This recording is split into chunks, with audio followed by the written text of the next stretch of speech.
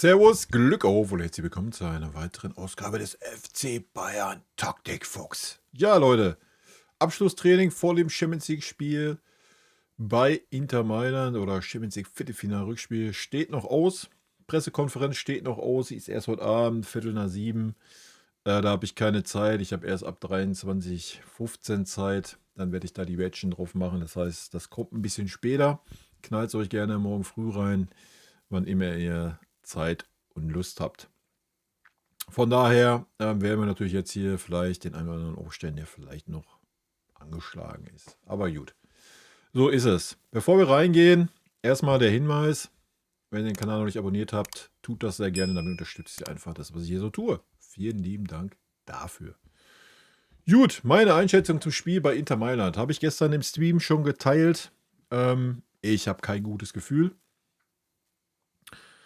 Noch nicht mal aufgrund unserer sehr ideenlosen Offensive. Ja, wir spielen uns ja trotzdem mal so 200-300-prozentige. Wenn du die machst, dann machst du auch 2 Tore gegen Inter. Ja. Aber du darfst halt hinten keine kriegen. So. Und da sehe ich gerade ein Riesenproblem. Ja.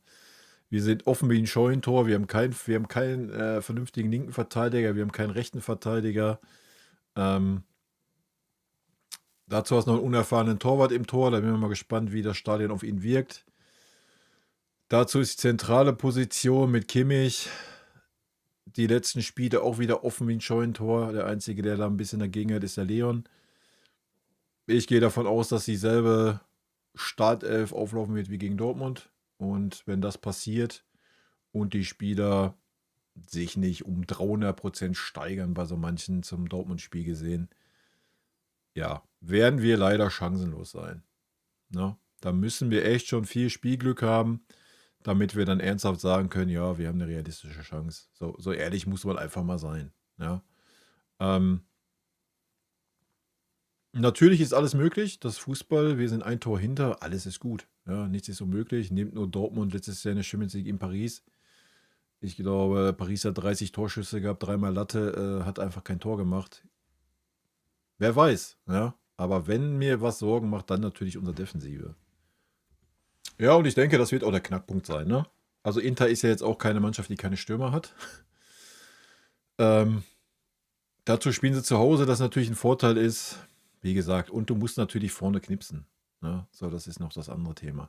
Natürlich, wenn du das Spielglück hast, ja, sagen wir gehen 1-0 in Führung, sagen wir mit ein bisschen Glück nach einer Ecke, ein Standard, whatever, gehen mit 2-0 in Führung, dann ist natürlich Inter gefordert. Ja, dann muss Inter ein bisschen rausrücken, dann werden wir Räume bekommen.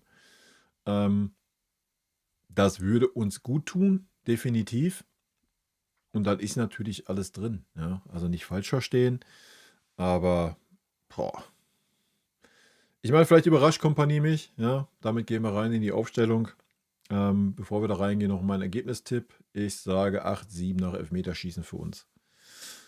Ja, aber auch nur, weil ich nicht gegen unseren Club tippe, Leute.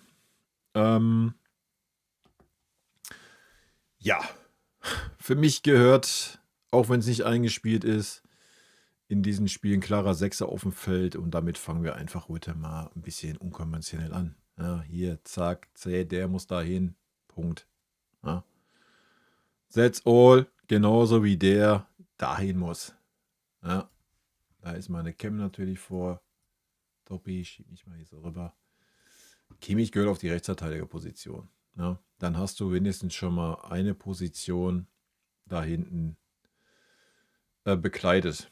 Meinetwegen, wenn man das ein paar Linien nicht zutraut. Ne? Was ich irgendwo verstehen kann, weil er lange, ich weiß nicht, wie gut er integriert ist in diese Mannschaft. Ich sehe das Training nicht. Ja? Wenn dem so ist, dass er nicht gut integriert ist oder so gut wie gar nicht, wenn er wie ein Fremdkörper ist, ja, dann stellst du dann Goretzka hin.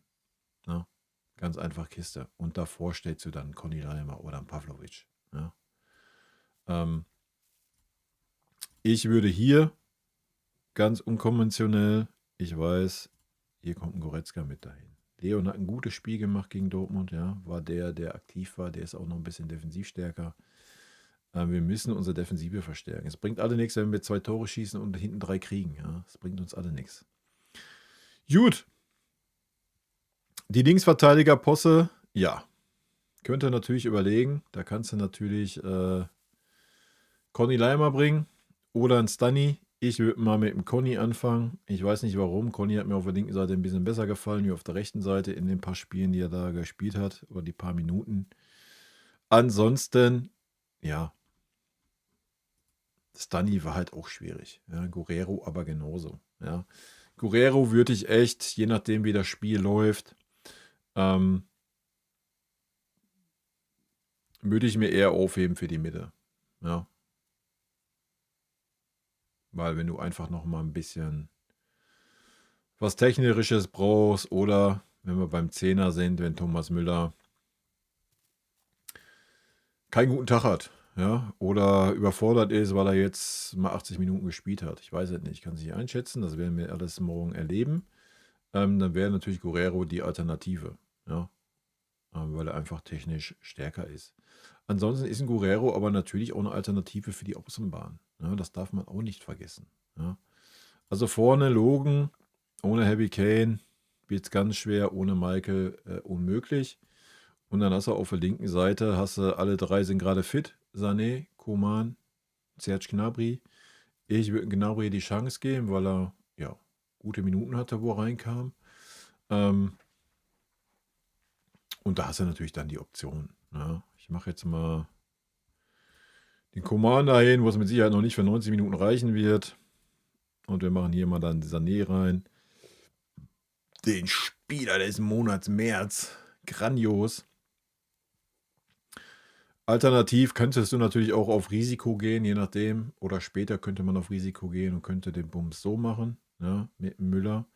Und du bringst dann Guerrero noch auf der 10er-Posi. Ja, und spielst dann hinten halt mit dem Palinja als alleinige Zentrale. Ja, auch das wäre eine Möglichkeit. Je nach Spielverlauf muss man da mal ein bisschen variabel sein. Ich weiß, das haben wir bisher noch nicht gesehen unter Kompanie. Wir werden sehen, ob er in die Bredouille kommt in diesem Spiel, dass er mal ein bisschen was anderes machen muss. Es könnte sehr gut passieren. Ja, Tor stellt sich von alleine auf und Innenverteidigung stellt sich eigentlich auch von alleine auf. Bei mir wäre Eric Dyer auf der rechten Posi. Ja, ich weiß nicht, warum er immer auf der linken rumpimmelt. Das ist für mich auch ein Unding. Und Minjay, ja, da sind wir halt bei der nächsten Geschichte. Ja. Es kann gut sein, dass Minjay nicht spielen kann. Und wahrscheinlich wäre es auch besser, wenn man ihn nicht aufstellt. Ja. Dann musst du den Bums natürlich umdrehen. Dann müsstest du sagen, Dyer hier. Und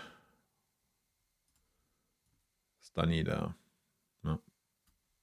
So würde ich es wahrscheinlich auch angehen. Ja. Auch wenn Stunny gerade auf der Linksverteidiger-Posi nicht gute Form hatte. Ja. Ist die Frage, ich weiß es nicht, wer besser ist. Das muss man im Training sehen. Ich weiß nicht, wie es bei Kim ausschaut. Der spielt sowieso die letzten Wochen unter Schmerzen. Ansonsten hast du natürlich auf der rechten Posi hast du natürlich noch einen Boe rumeiern, ja, der eine Alternative ist. Ja, und ansonsten